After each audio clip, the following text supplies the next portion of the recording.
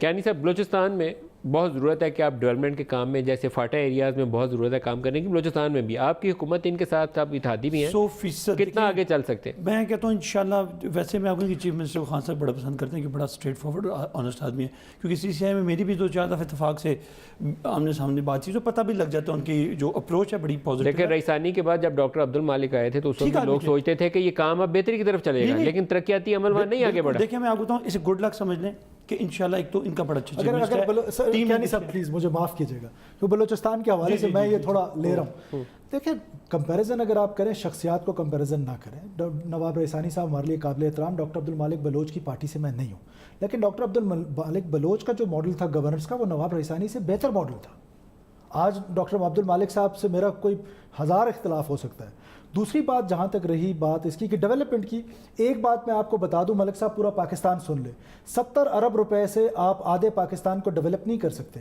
اگر آپ چاہتے ہیں، یہ بات درست ہے، پیسے اور دینے پڑیں گے. کالونی کے ٹائم سے، کالونیل ٹائم سے جو پیراڈائم ہے ڈیولپمنٹ کا وہ بلوچستان بہت پیچھے ہے. بگٹی صاحب این ایف سی وارڈ میں 3 صوبوں نے آپ کے لیے بڑا دل کیا، پنجاب نے، سندھ نے بڑا دل کیا، اضافی پیسے دیے، رئیسانی صاحب کی حکومت نے وہ پیسے اڑا دیے، کرپشن کی نظر کیا. دیکھیں میں کب ان کو اس بات پہ ڈیفینڈ کر رہا ہوں، میں آج بھی کہتا ہوں بلوچستان کی جتنی ایلیٹ ہے، غریب ملک کے زیادہ وسائل نہیں ہیں. ملک صاحب جتنی بلوچستان کی پولیٹیکل ایلیٹ ہے، جتنے بلوچستان کی سردار ہیں، نواب ہیں، ان سب، کل میں ایک سردار صاحب کی ویڈیو دیکھ رہا تھا دبئی کی، ان کی ایک رولز رائس پہ وہ ٹریول کر رہے تھے اور ان کا جو نمبر لگا ہوا تھا وہ 786، سردار عطا اللہ مینگل صاحب کی بات کر رہا ہوں، 786 نمبر لگا ہوا تھا اس کا، اور وہ نمبر جو ہے وہ 25 کروڑ کا ہے. تو رولز رائس گاڑی تو میں سوچ ہی نہیں سکتا پتہ نہیں کتنی ہوگی. تو ہمارا جو پولیٹیکل ایلیٹ ہے وہ آج بھی چیف کالج میں پڑھ رہا ہے، آج بھی دبئی میں بنگلے ہیں، لنڈن میں ہیں. جو عام بلوچ ہے وہ آج بھی ننگے سر ہے، ننگے پیر ہے، ان کے بارے میں سوچنا ہے. اور فیڈرل گورنمنٹ کو، عمران خان صاحب کو یہ سمجھنا پڑے گا کہ بلوچستان کو ساتھ ملائیں گے انشاءاللہ، اور بالکل اینٹی کرپشن ڈرائیو سٹارٹ ہی بلوچستان سے ہونا چاہیے. اختر مینگل کو ساتھ لے کے چلیں.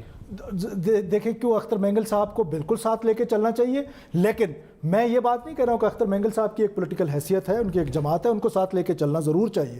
لیکن یہ ضرور دیکھنا چاہیے کہ یہ جو اینٹی کرپشن ڈرائیو ہے، میری تو یہ گزارش ہوگی اس کا سٹارٹ بلوچستان سے ہونا چاہیے.